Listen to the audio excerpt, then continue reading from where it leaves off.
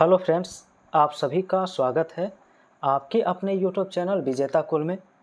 साथियों, इस वीडियो में आप सभी का 30 महत्वपूर्ण हिंदी का क्वेश्चन होने वाला है और ये अपडेटेड सेट हम डिस्कस करने वाले हैं जो बिहार कार्यालय परिचारी परीक्षा के लिए और बिहार सिविल कोड प्यून के री एग्ज़ाम के लिए काफ़ी इम्पोर्टेंट सवाल होगा।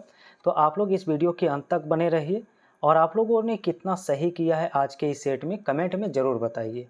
तो चलिए फ्रेंड्स, आज का वीडियो हम शुरू कर लेते हैं। आज के पहला सवाल से 71 से 100 तक सवाल होगा जो सामान्य हिंदी के प्रश्न होंगे। आइए शुरू करते हैं वीडियो। तो पहला सवाल है, लिखा है वह दूध पी रहा है, इसमें कालांकित पद क्या है। तो फ्रेंड्स, यहाँ पर जो आपका कालांकित पद है वो दूध है। आपसे पूछा है कि दूध यहाँ पर क्या होगा, कौन सी संज्ञा होगा, क्या होगा। तो फ्रेंड्स, दूध जो होता है ये द्रव्यवाचक संज्ञा कहलाता है। क्या होता है? तो ये द्रव्यवाचक संज्ञा कहलाता है क्योंकि इसे हम माप या तौल सकते हैं लेकिन गिन नहीं सकते हैं, तो इसे हम द्रव्यवाचक संज्ञा कहेंगे। लेकिन अब प्रश्न उठता है कि कोई भी ऑप्शन ऐसा नहीं है जिसमें द्रव्यवाचक दिया गया है। तो फिर यहाँ पर आप याद रखेंगे कि दूध एक पदार्थ के सेंस में अगर हम प्रयोग करेंगे एक पदार्थ के रूप में, तब यह जातिवाचक का एक उप प्रकार भी माना जाता है, जातिवाचक संज्ञा का। इसलिए संज्ञा में जातिवाचक संज्ञा होगा और वहीं पर दूध जो है वो कर्म यहाँ पर है, ऑब्जेक्ट है, इसलिए कर्म कारक हो जाएगा। तो इस सवाल का सही आंसर सी करना होगा, जातिवाचक संज्ञा और कर्म कारक। ठीक है। आइए फ्रेंड्स, अगला सवाल यहाँ पर 72 है। लिखा है उषा पंखा किस प्रकार की संज्ञा है। उषा पंखा किस प्रकार की संज्ञा है। तो फ्रेंड्स, यहाँ पर जो होने वाला है वो आपका व्यक्तिवाचक संज्ञा होने वाला है। ऑप्शन ए इसका क्या हो जाएगा, राइट आंसर।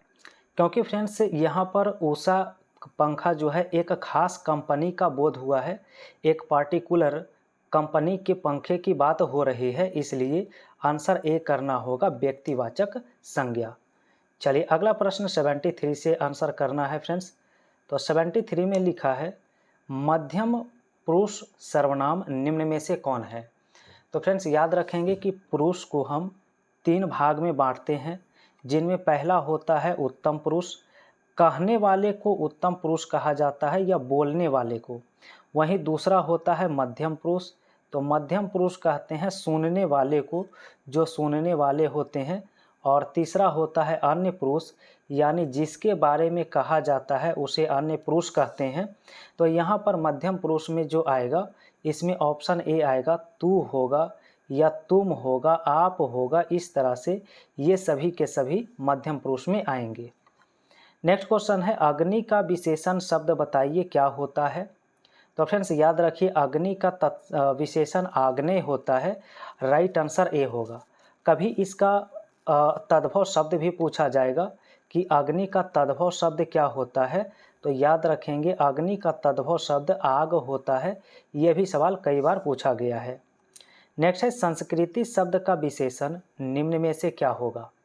तो फ्रेंड्स, याद रखिए संस्कृति का जो विशेषण होता है वो सांस्कृतिक होता है, ऑप्शन सी करना होगा। नेक्स्ट है राम पेड़ से गिर गया, कालांकित पद के कारक के भेद का उचित विकल्प चुनिए। अब यहाँ पर देखेंगे राम जो है पेड़ से गिर गया, तो कहीं ना कहीं पेड़ से वो अलग हो गया, और जहाँ पर अलग होने का अर्थ मिलता है उसे हम आपादान कारक में रखते हैं, और आपादान कारक की विभक्ति क्या होता है, से होता है। हालांकि ऑप्शन सी में करण कारक है, करण कारक की विभक्ति से होता है, लेकिन करण कारक में हम जब साधन से कोई काम करते हैं किसी इंस्ट्रूमेंट की सहायता से, तब वहाँ पर करण कारक प्रयुक्त होता है और अलग होने के अर्थ में आपादान कारक आता है। अगला क्वेश्चन लिखा हिंदी में कारक के कितने प्रकार होते हैं। तो हिंदी में कारक के टोटल 8 प्रकार हैं, आप लोग बिल्कुल नोट कर सकते हैं। पहला आप याद रखेंगे कर्ता ने, विभक्ति के साथ याद रखेंगे कर्ता ने, कर्म को, करण से, संप्रदान को के लिए, आपादान से, अधिकरण में पर, संबंध का के की, और संबोधन अहे अजय अरे, इस तरह से होता है। ठीक है, तो सभी को याद रखिए। नेक्स्ट 78 है, लिखा है कि कु उपसर्ग का अर्थ क्या होता है। फ्रेंड्स, आप कु अगर उपसर्ग किसी शब्द में लगाते हैं तो ये निगेटिव अर्थ देता है, यानी कि बुरा शब्द देता है। इस सवाल का सही आंसर बी करना होगा, बुरा इसका क्या होगा, राइट आंसर। ठीक है, तो नेक्स्ट क्वेश्चन है, लिखा है निरपराध में कौन सा उपसर्ग लगा हुआ है। ठीक है, निरपराध, तो यहाँ पर निर होता है, ऑप्शन बी इसका क्या होगा, राइट आंसर। और अगला सवाल 80 है, लिखा है थकावट शब्द में कौन सा प्रत्यय है। तो थकावट का अगर आप इसे तोड़ के लिखेंगे तो थक और प्लस में आवट होता है, थक प्लस आवट, तो प्रत्यय के रूप में यहाँ पर आवट शब्द प्रयुक्त होगा, राइट आंसर बी करना होगा। इसके बाद 81 है, लिखा वेदोक्त शब्द का सही संधि विच्छेद निम्न में से क्या होता है। तो फ्रेंड्स, वेदोक्त का होता है वेद जोड़ उक्त, क्या होता है, वेद जोड़ उक्त होता है। इसका सही आंसर जो है ऑप्शन बी करना होगा, वेद जोड़ उक्त। नेक्स्ट सवाल है, अन्वेषण का शुद्ध संधि विच्छेद क्या होगा। अन्वेषण काफ़ी इंपॉर्टेंट है, हजारों बार एग्जाम में पूछा जा चुका है, अनु जोड़ एसन, ऑप्शन बी होगा। नेक्स्ट लिखा है गुरु दक्षिणा शब्द में कौन सा समास होगा।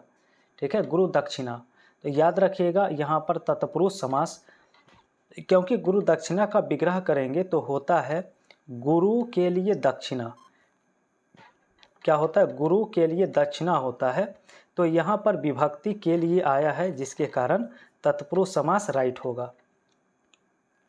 नेक्स्ट 84 है, लिखा है नवग्रह का समास का भेद बताइए।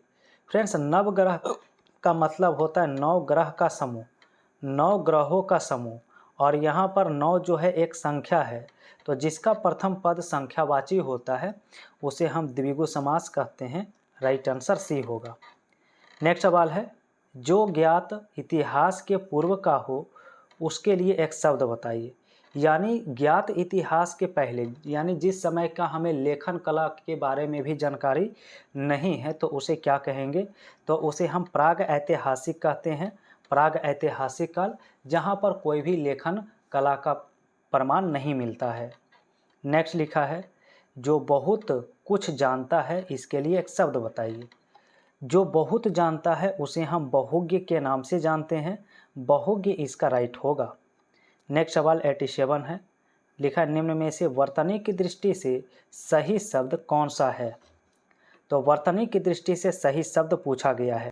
तो फ्रेंड्स, यहाँ पर 87 का सही आंसर बी ऑप्शन होता है, पाश्चिक लिखना यहाँ पर बिल्कुल सही है, और अन्य सभी में यहाँ पर सुधार करने की ज़रूरत है। अगला सवाल 88 है, और 88 में प्रश्न लिखा गया है निम्नलिखित में से शुद्ध शब्द का चयन करिए। 88 में बताना है कौन सा शब्द जो है वो शुद्ध रूप में लिखा गया है।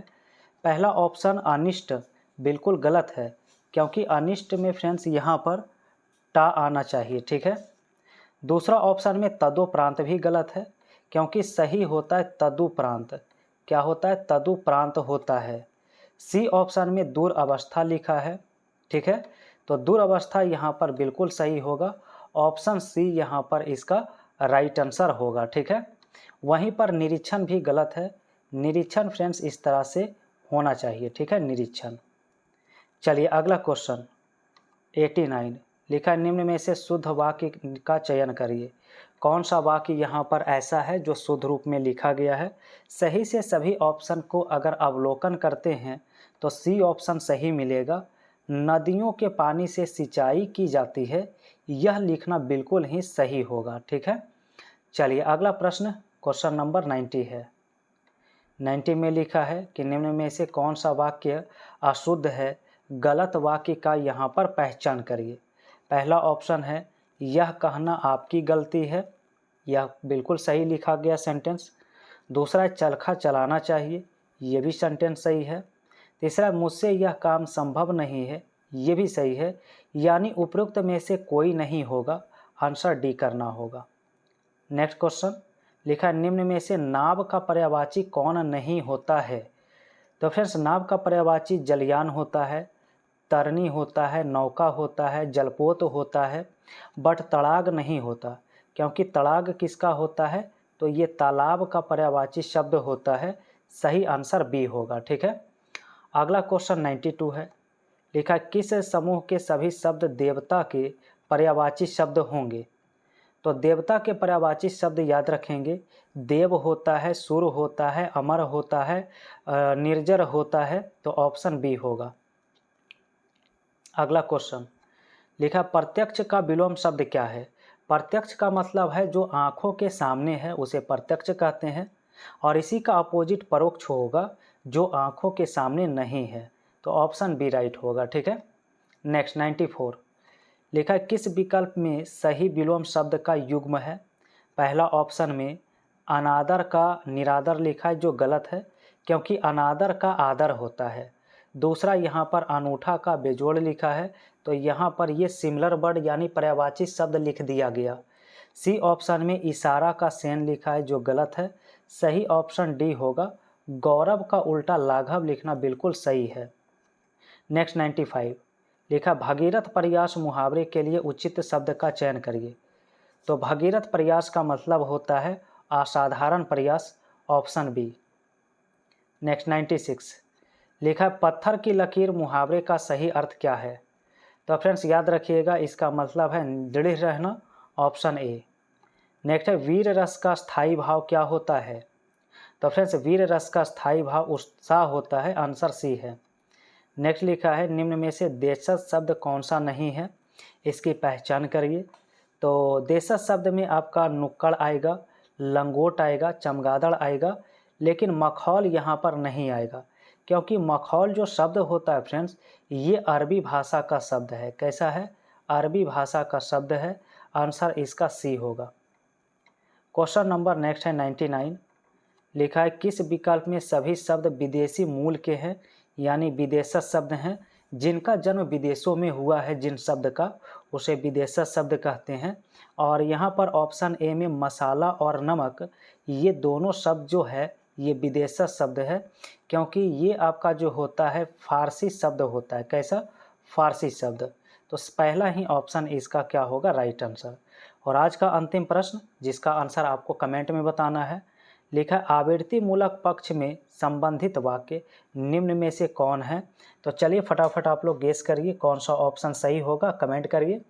और फ्रेंड्स अगर चैनल पर आप लोग पहली बार जुड़े हैं और लाइव क्लास में अभी तक आप लोग नहीं जुड़े हैं, तो आज से ही रात 8 बजे ज़रूर जुड़िए, जहां पर काफ़ी इम्पोर्टेंट मॉक टेस्ट के साथ साथ टॉपिक भी डिस्कस करते हैं डिटेल में। आप लोगों के लिए काफ़ी इम्पोर्टेंट सेशन होता है। और फ्रेंड्स ये वीडियो आप सभी को पसंद आया हो तो लाइक ज़रूर कर दीजिएगा, शेयर करिए। पहली बार जुड़े हैं तो चैनल को अभी सब्सक्राइब करिए।